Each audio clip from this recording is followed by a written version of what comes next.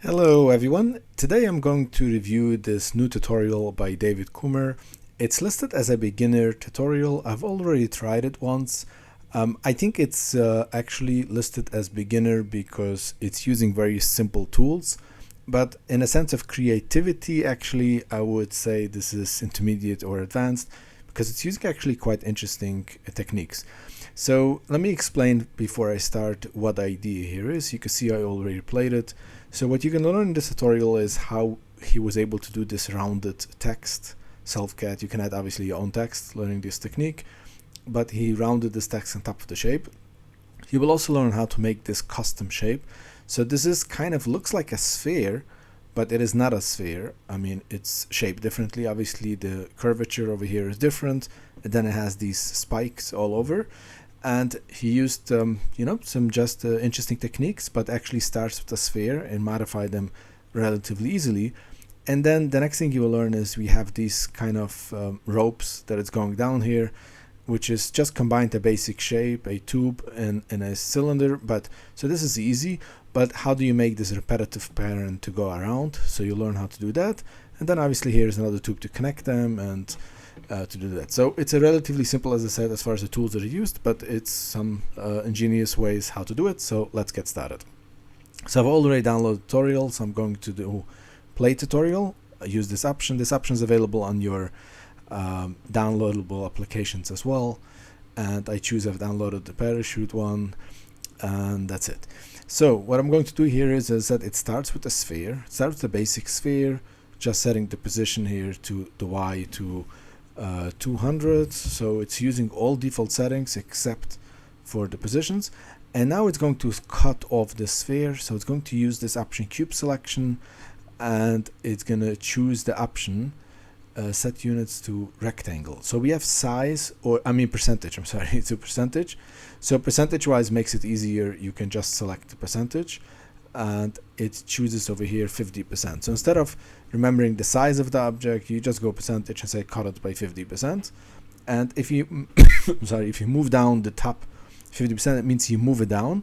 That means that it will select whatever is included. So the bottom is included in this, it will cut this.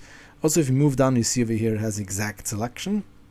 If you hover on it, it will tell you the message what it is, but essentially what it's saying is this means it will actually make a cut, not just select what's inside, but will actually cut it so the selection is exact and will make the precision cut. So now we finalize this, and now what it's going to do is simply delete them. So it tells me to go delete. You can click it here or simply your hotkey delete, and it deleted this section. So now it's going to use the vertex selection, and it's going to select vertices. Let's see what it tells me to select these vertices over here. So I just have to select like every second vertex. So it's simply selecting every second vertex, and this is a pattern, just to select patterns. If you've seen in other tutorials, I'm just gonna make now to marquee select because SelfCAD's tutorial will know I'm sorry, something like this. Yeah, SelfCAD tutorial knows what to select, what not, but normally you'll have to just take a minute and go down select every second. If you have edges, there's an option loop selection with a custom pattern, but vertices doesn't have this advanced setting option, so you have to do it manually. And now it's simply moving them down.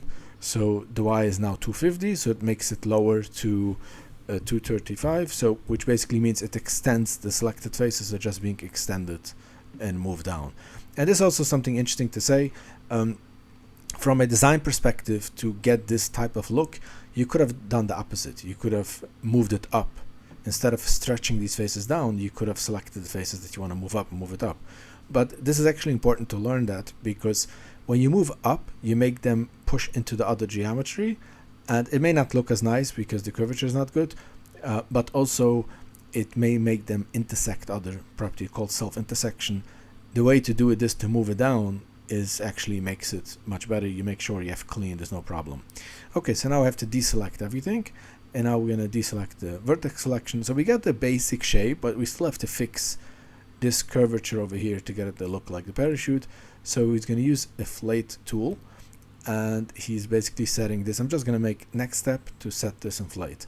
So it inflated it, kind of a little bit here like this, and then it's going back to, it's using now taper to set both to 50, set X to 50 and Z to 50. So this will make it let's see what it tells me. Using highlighted gizmos. Oh, okay. So it tells me to use the gizmos to, this one is highlighted. So use this to 50. And the reason I use this is basically it makes both directions together. Otherwise, if you type in, it makes one at a time. So I don't know. That's how it's used. The way the tutorial is recorded. And now we have the basic shape over here. But actually, if you remember, we cut off the cylinder in half. So that means this cylinder is now open and there's no thickness. So it means it's just a surface. It's not actually no volume. I cannot turn it on now, but if I would, in the middle tutorial will block it. But if you normally would turn this on, you would see the inside's a different color because you have the inside faces, it's open. So now we're going to add thickness, and we simply can add thickness of 1, which make it a positive 1, meaning it built out added material to the outside instead of to the inside. And that's basically makes it sure now we have a 3D object. Okay, so we have the basic design of this shape over here. And now we're going to go to a torus, which is, I'm just going to click next to make the settings. But basically what it did is it created this small shape over here. In this tool itself, you have all the position and rotation. So it's basically just positioned it here and rotate it so it stands up this way. And we created this small shape over here, and I click to finalize. And then we're going to create a cylinder now, which same idea. I'm going to click next, which created this small pipe over here going down this rope, and I click to finalize. And now it's going to select these two, and it's going to simply combine them. So it's going to use union, combine them. So we have the first piece over here that is combined, and now it's going to rotate this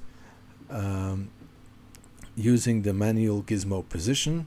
So it wants to rotate it around this place over here, and then it sets X to 350.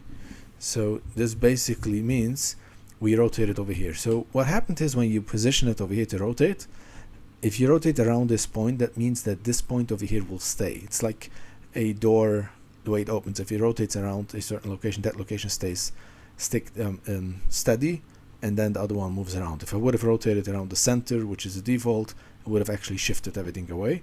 And yeah, so this is the design he wanted to do this, kind of give it this angle inwards. So you got this inward angle, and we rotate it around this, which you still see the gizmo positioned here.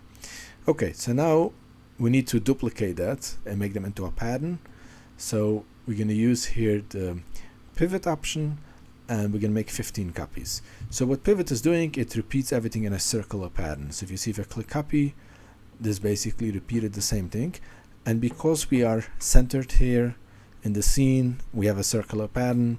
This is the best option. In other cases, you can use different options, but pivot is very good for circular patterns. So they're all rotated over here. So now what we're going to have here, we need to combine everything, and we're going to use stitch and scoop. But because stitch and scoop is not good to use with so many different objects. So the rule of thumb is if you have objects that don't intersect, meaning is they don't touch each other, they don't really touch these, they touch this object, so you need to make a cut when you combine them with this object. But these by itself, these ropes by itself, don't touch each other, so you can always group them together, and then later we can combine them with them as one unit, which speeds up the process, processing stitch and scoop. So now we're going to add the bottom piece over here, and I'm using next just to resize it, which you see, positioned it and sized it over here. Actually didn't change any position, just the Y, moved it up a little bit so it goes inside. And the size, that's it, what it changed over here. And now we can take this group as well, and we can just combine them together. So now we have this combined with this, and now it's going to combine this. I'm actually not sure why it's not done at one, why it's done separately. Sometimes stitch and scoop is good to do it in pieces, but I think could have done these two together. I'm actually not sure. But nevertheless, oh no, actually now it's being removed. Now I know why. Okay, so I'm sorry for that. He's going to keep this separate. So let's see. I'm actually don't know because I played it autoplay the first try. So it's removing this piece from this to make these holes. So that's basically what's happening here. You see, we cut out these holes, but it's going to keep the original object and finalize it. So now what we have over here, we have these holes where this can go in. Okay, so I understand the concept now, what's being done. So it's basically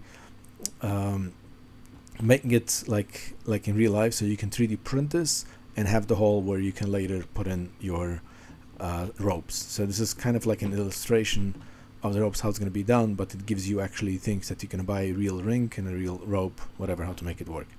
Okay, so I have to deselect this one, and I'm going to copy this, and now with the copy I have another object. It's going to add text. So now it's going to add text to this one, and we're just going to change the font size to, let's see if we can find this,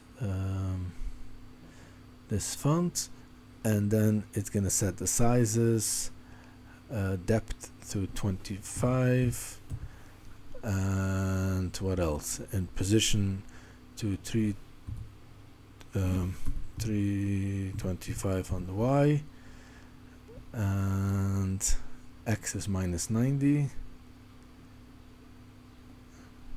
Rotation, okay, rotation X is -90. Okay, 324 is this, okay, 25. Okay, so we done with this, and now we have to finalize this shape generator. Okay, so what we did over here is, and this is the idea how we're gonna add the text. So the text obviously is flat, so what we do is we make sure we add the text over here to position and make it stick out, stick inside and stick outside, like complete text over here, a block. And now we're going to use this copied object, and what we're going to do here is we're going to use this option, intersection. This is not used a lot in tutorials, but what this does is it gives me just what intersects, just the piece intersects. So you see over here what happened is you have this shape over here, just this. And now we're going to combine this with this, but we want it to stick out a little bit, so we're simply going to move it up a little bit. This is 324 and 0.83. We're going to make it 326. So now we have this sticking out a little bit, and we are going to deselect this. Let's see, select this, and just give it a different color. So we'll give it this color. Okay, and now we select this one, and what is it? To deselect that, deselect this. Okay, and we can give this a different color, so now it's just coloring options, and that's basically it. So actually this is not combined, I'm not sure why. So this should be separate, but these two could be combined. So I'm just going to combine this as well. You see we do a union, and this is combined now. Now if you want this to be as one unit, you can combine them as well, but obviously this was made as wholes, not to be combined. So that's basically how you have it. So you've learned here how to make these cut over here, which actually looks beautiful, how to reshape this one, which is quite simple, and how to add thickness after you cut off, and the rope, creating the pivot to make this circular pattern. You've learned how to rotate around a certain custom pivot point to stick here and give it the angle without losing the position. And so it's a relatively simple tutorial, but look what could be done with these simple techniques. Okay, hope you enjoyed that, and please like, subscribe, and let me know in the comments if you want me to show anything else. Thanks for watching, bye!